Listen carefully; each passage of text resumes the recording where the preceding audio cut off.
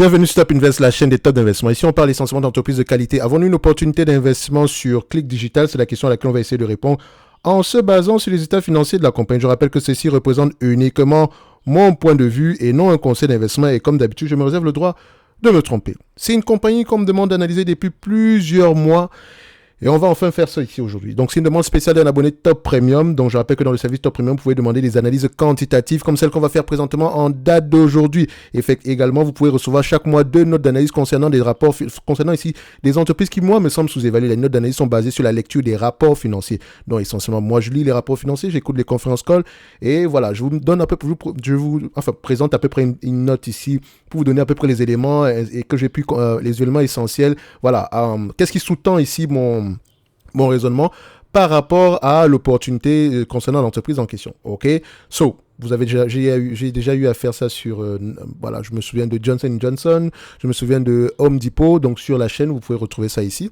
Et en supplément de ça, jusqu'au 22 du mois de juin, d'accord, vous avez la possibilité d'avoir un discount de près de 80% sur les formations actuelles et à venir. Donc, en payant le service Top Premium, vous avez la possibilité d'acquérir les 14 formations en question à un prix extrêmement bas. OK? Donc, je vous laisse aller voir ça en lien dans la description de la vidéo. Et ici, on va parler de Click Digital. J'avoue que cette compagnie m'intrigue. Avant même qu'on ne commence, elle m'intrigue énormément par rapport à son business model. OK? Donc, on va déjà regarder les chiffres. Revenus croissants, magnifique. Est-ce que les marges brutes sont également stables ou croissante? Au niveau des marges brutes ici, on a un questionnement au niveau des marges brutes. Là, c'est un peu zigzag, mais voilà, sans doute ici, il y a quelque chose à aller regarder en profondeur dans les rapports financiers. Donc, on va mettre ça de côté. Je prends ici les marges EBITDA. Est-ce que les marges EBITDA vont dans le même sens? Quand je check les marges EBITDA ici, je constate quoi? On a des marges EBITDA ici qui sont en croissance. On est, entre 2019 et 2021, on a une croissance des marges EBITDA ici. Nous avons à peu près 16% en date d'aujourd'hui, alors qu'en moyenne, on est plutôt situé aux alentours des 7% par là. Qu'est-ce qui s'est passé sur les dernières années? C'est la question qui me vient à l'esprit présentement. En termes de net income, est-ce que les net income ici et les free cash flow vont dans le même sens? Je constate ici que les free cash flow sont plus élevés que les net income. Il y a également quelque chose qui m'intrigue. Je vais prendre les EBITDA ici en termes de volume. Et je vais mettre les free cash flow, je vais les mettre à peu près sur le même niveau que les free cash flow ici. Voilà, histoire de voir. OK. Vous voyez ce que je disais tantôt? Pour les free cash flow ici, il y a un problème à ce niveau-ci. Les free cash flow ne peuvent pas être plus élevés que voilà. S'ils sont plus élevés que les EBITDA ici, ça veut dire qu'il y a peut-être ici eu comment on appelle ça?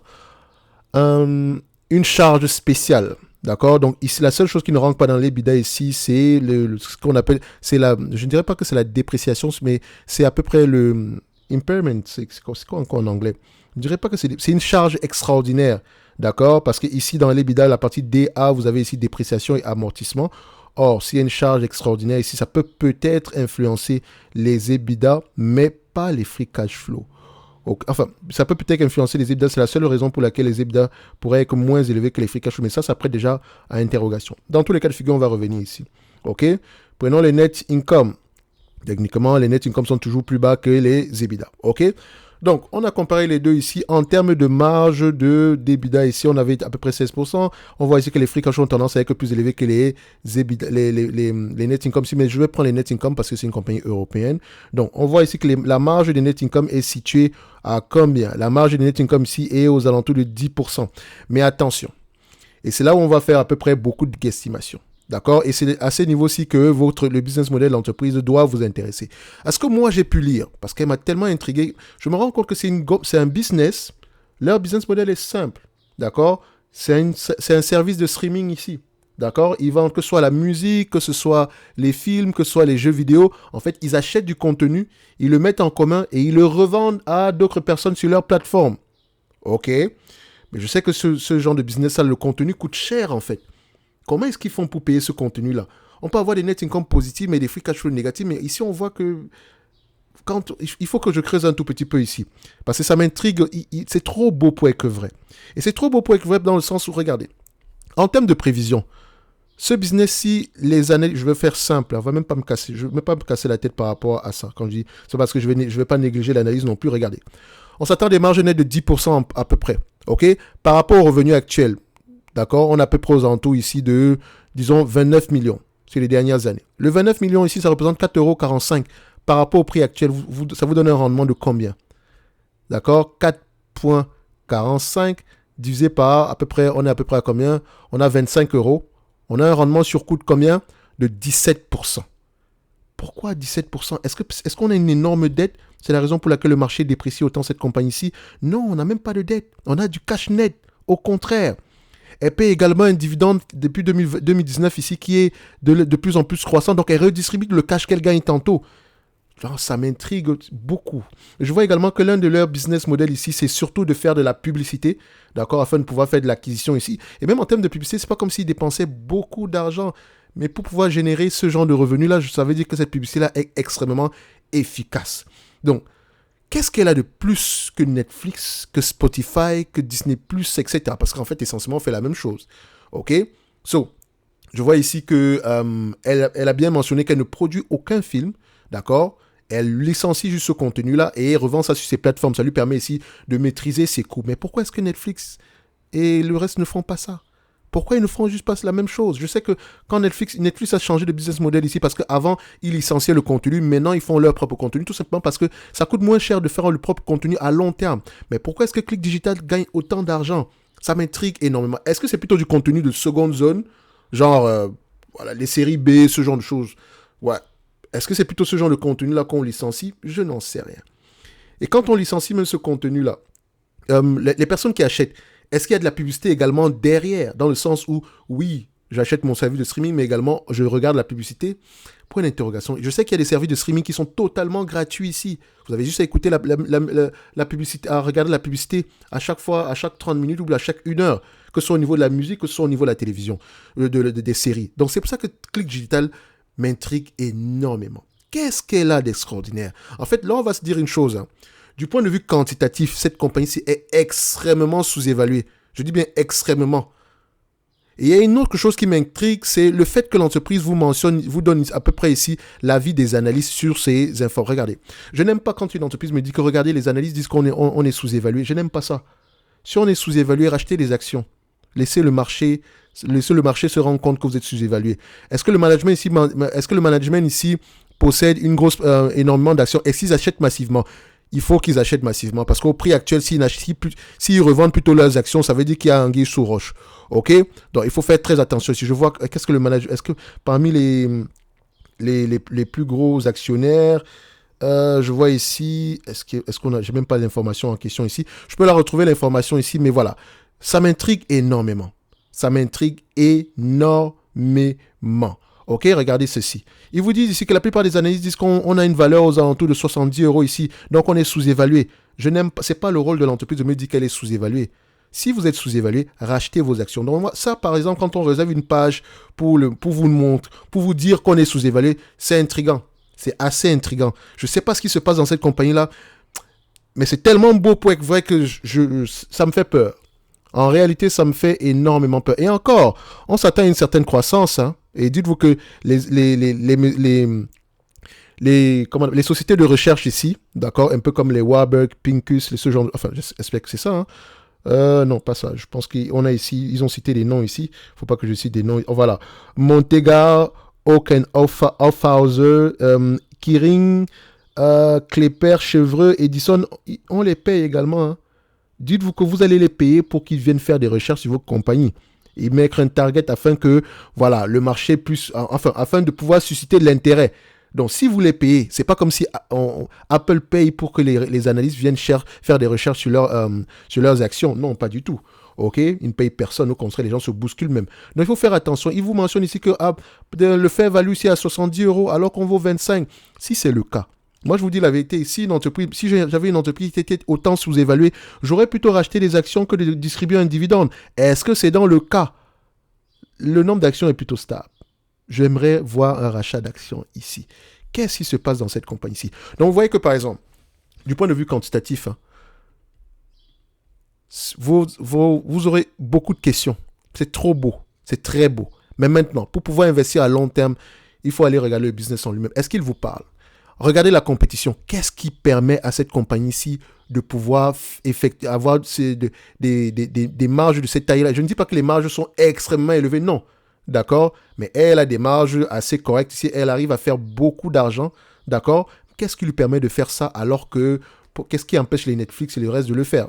D'accord? Donc, Click Digital ici, je pense que pour que l'opportunité est quantitative ici, et pour vraiment y investir, si vous voulez y investir, il faut avoir une compréhension assez profonde du business model ici, ainsi que de la compétition.